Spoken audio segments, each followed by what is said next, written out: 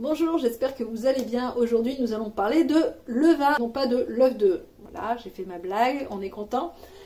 Donc, comme je vous ai dit, aujourd'hui, on va parler de levain. On va vraiment parler de tout un tas de choses que j'ai eu énormément de mal à trouver sur la toile quand j'ai voulu commencer.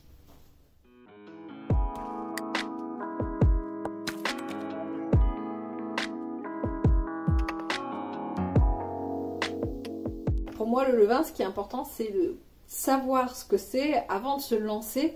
Parce que si vous commencez et que vous cherchez ensuite sur internet, c'est un petit peu plus compliqué, on ne trouve pas forcément toutes les bonnes informations et comme d'habitude sur internet, il y a toujours du apprendre et du à laisser. Pour moi, c'est un petit peu quelque chose qui n'est pas compliqué en soi, mais qu'il faut comprendre pour pouvoir mieux maîtriser et puis mieux l'aborder tout simplement. Interruption momentanée de vidéo pour vous informer d'une information capitale, la plus grande à savoir dans votre vie. Si vous voulez être au courant de chaque sortie vidéo de cette superbe, magnifique, extraordinaire chaîne, eh bien abonnez-vous. Quand je vous ai dit que c'était une information capitale, je vous ai pas menti. Comment démarrer son levain? Simplement 3 ingrédients. De la farine de seigle, de l'eau tiède, filtrée si possible, ou en tout cas non chlorée, et du miel. Alors avant de commencer, le premier conseil, si je puis dire, que j'aurais à vous donner, c'est dites-vous que pendant 3 jours, grosso modo à la même heure, il va falloir faire une action pour entretenir votre levain et le démarrer. Donc ne démarrez pas ça si vous ne savez pas en gros les prochains jours si vous aurez le temps ou pas. C'est pas très long à faire, mais il faut quand même s'y tenir. Si vous faites bien les choses dès le début, vous aurez un levain de qualité qui va durer dans le temps. Donc le premier jour, eh bien, vous allez tout simplement prendre 50 g de farine de seigle et 50 ml d'eau tiède que vous allez mélanger ensemble et puis laisser sous un torchon tout simplement. Et vous allez le laisser comme ça à température ambiante pendant 24 heures. Le deuxième jour, vous allez mélanger 100 g de farine de seigle et 100 ml d'eau avec 20 g de miel. Et vous allez ajouter ça à la préparation précédente. Le troisième jour, il se peut qu'il y ait déjà des bulles qui se forment. Donc là, vous allez ajouter 200 g de farine de seigle et 200 ml d'eau tiède, encore une fois. Et vous allez rajouter ça, du coup, à la préparation précédente. Vous pouvez laisser votre fermentation se faire entre 12 heures à 2 à 3 jours environ. Et normalement, ça va le lever. Alors, première astuce, toujours couvrir avec un torchon, mais pas fermer avec un couvercle. Si jamais vous voyez au bout de 12 heures, le troisième jour, que la réaction est vraiment incroyable, que ça vous fait des bulles énormes, etc., vous pouvez placer votre récipient au réfrigérateur. Une autre chose à savoir, c'est que si tu mets de l'eau directement du robinet, avec toute sa bonne odeur de chlore habituelle, eh bien ton petit Maurice, il va te faire comme Dracula un jour de grand soleil. Il va faire « je fonds, je fonds ». Eh bien oui, parce que tout simplement, le chlore, ça va te tuer tes micro-organismes. Donc Maurice, il risque d'en prendre un sacré coup. Donc si tu veux prendre soin de ton petit levinou chéri, tu sais ce qu'il te reste à faire. Il faut vraiment prendre de l'eau filtrée ou alors de l'eau en bouteille. Une autre chose, et non des moindres à savoir, c'est que le levain, ça n'aime pas le métal. Donc, on ne met pas d'inox, on ne met pas de métal. Moi, ce que je vous conseille de faire, c'est pour mélanger une cuillère en bois et puis pour le contenant, plutôt du verre. Et dernier conseil que j'aurais à vous donner, tout simplement, eh bien, c'est d'avoir un contenant qui est plutôt étroit, mais qui laisse de la place en hauteur pour que votre levain se lève. Vous connaissez la chanson « Levain, lève-toi » ? Levain, lève-toi et danse avec la... C'est ça, hein? On est d'accord?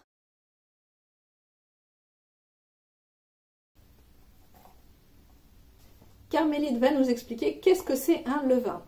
C'est bien de savoir faire son levain, mais si on ne sait pas ce que c'est, ça ne nous avance pas à grand-chose. Alors, pourquoi le levain ça monte, pourquoi ça descend, comment ça se fait, etc. Déjà, tout simplement, c'est une réaction de fermentation. Et la fermentation, elle est liée aux micro-organismes qui se développent dans votre levain. Alors attention, il n'y a aucun risque avec ces micro-organismes.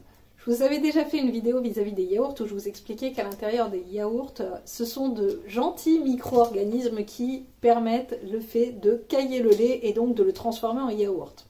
Alors n'ayez pas peur, hein. C'est pas des mauvais micro-organismes, c'est pas les trucs qui sont là pour vous rendre malade. De toute façon, si votre levain a vraiment une drôle de tête ou une odeur vraiment mais d'ammoniac ou insoutenable ou très très fortement vinaigrée, là c'est qu'il y a un problème, c'est qu'en général c'est pas les copains qui sont venus, c'est les mauvais micro-organismes. Alors pour entretenir son levain, eh bien pareil, la recette est vraiment très très simple, en tout cas pour ma part. Je suis désolée, je suis un petit peu malade. Donc je disais que moi, pour ma part, ma tambouille, j'ai tendance à faire 40 g de farine de seigle avec 40 ml d'eau tempérée. Donc, eh bien, tout simplement, vous mélangez ça, vous ajoutez à votre levain, je vais donner un petit nom, mon levain s'appelle Maurice, parce que c'est lui qui a mangé tous les chocos suisses et tous les malheurs du monde sont liés à Maurice. Donc vous verrez, vous aussi, à partir du moment où vous aurez lancé votre levain et où vous commencerez à en prendre soin, au bout d'un moment, on lui donne tous un petit nom. Donc Maurice, à chaque fois, eh bien, on pense à bien nettoyer son pot, on pense à bien stériliser son pot également. Alors ça peut être tout simplement avec de l'eau bouillante et on plonge le flacon dedans. Donc faites attention vraiment d'utiliser un contenant qui soit stérilisable parce que ça aussi, ça peut être problématique. Mais alors vous allez me dire, si je rajoute 40 g et 40 ml chaque jour, au bout d'un moment du levain, j'en ai quand même pas mal, même si je le fais tous les 2-3 jours. Oui, c'est vrai. Alors dans ces cas-là, on en enlève un petit peu, c'est ce qu'on appelle un écarté. Donc, eh bien, tout simplement cet écarté, soit vous pouvez en faire cadeau, parce qu'au final, c'est toujours du levain, donc vous prélevez une portion de votre levain. Moi, en général, je prélève une centaine de grammes. Soit, eh bien, tout simplement, vous en faites quelque chose. Ou alors, vous l'élevez et vous décidez de faire des bébés levinous.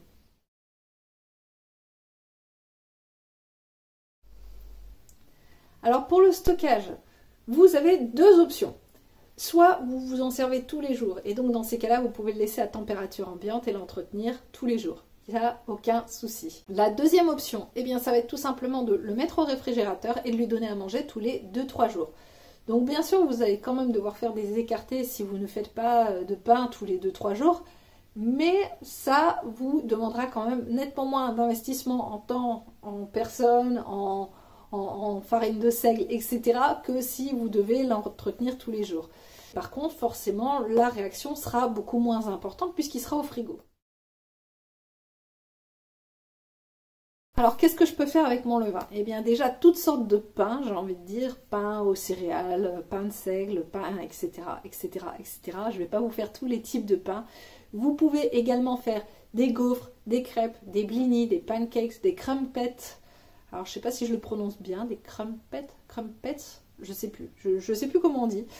Des focaccia, des fougasses. Enfin, vraiment, vous pouvez vous faire plaisir, des pizzas. Il y a vraiment énormément de ressources. Ce Maurice, il a plein de choses à vous offrir, donc n'hésitez pas à adopter un levain.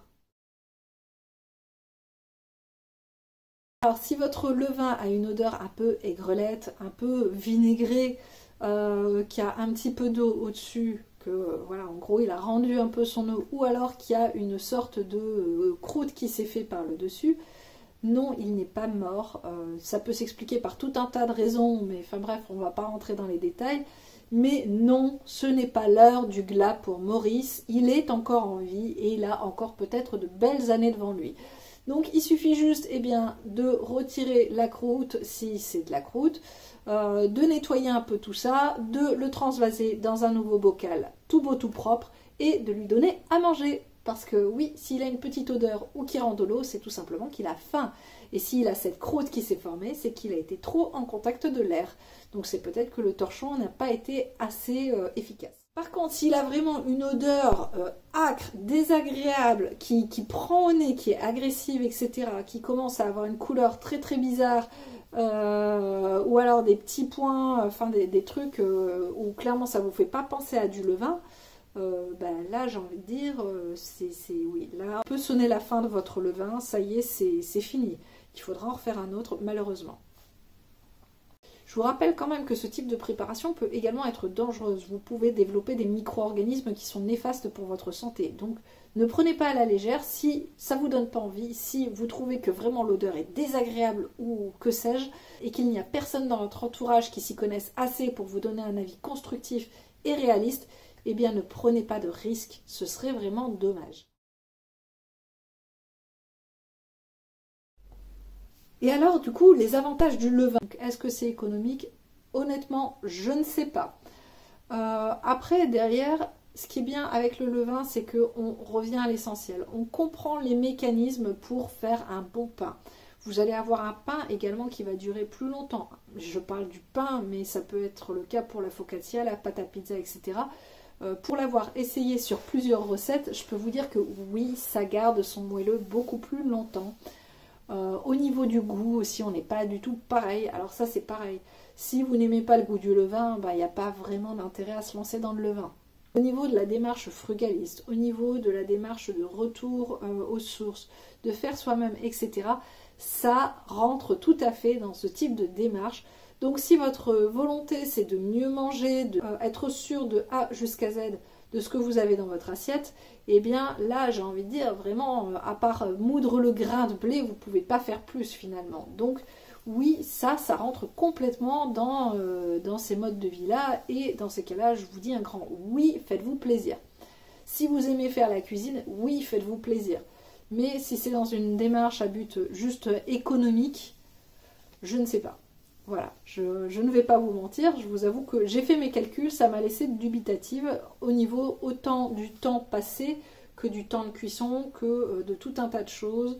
Donc voilà, en toute transparence, vraiment, si vous le faites, c'est plus par plaisir et par maîtrise de votre chaîne alimentaire que par souci d'économie. Dans les prochaines vidéos, de quoi vais-je vous parler? Alors dans les prochaines vidéos, déjà j'espère que je serai beaucoup plus en forme. Je fais ce que je peux, comme je peux, et c'est déjà pas mal. Hein. Ça, c'est pareil pour vous. Faites les choses comme vous le pouvez et ne poussez pas trop les limites du raisonnable. Dans les prochaines vidéos, j'ai entendu vos recommandations et ce que vous attendez. Alors, il y a plusieurs idées. Les scripts sont déjà écrits. Je vous ai compris, mes chers spectateurs de chaîne YouTube, ne vous inquiétez pas, je vous écoute, je vous lis, je reçois vos messages, il n'y a aucun souci, je prends note de toutes vos recommandations. Si vous n'avez pas encore vu un thème qui est en rapport avec le fait maison, le retour aux sources, le frugalisme, les économies, l'écologie, etc. au quotidien et que vous voulez le voir sur cette chaîne, eh bien n'hésitez pas, je me ferai une joie soit de vous expliquer comment je fais, ou soit de faire mes recherches et de vous apporter ma lumière sur ce sujet. J'espère que vous avez pris plaisir à regarder cette vidéo. N'hésitez pas à me retrouver sur mes différents réseaux sociaux, que ce soit Facebook, Instagram ou TikTok. En attendant, moi je vous souhaite une excellente journée, prenez bien soin de vous et à bientôt sur Essentiellement.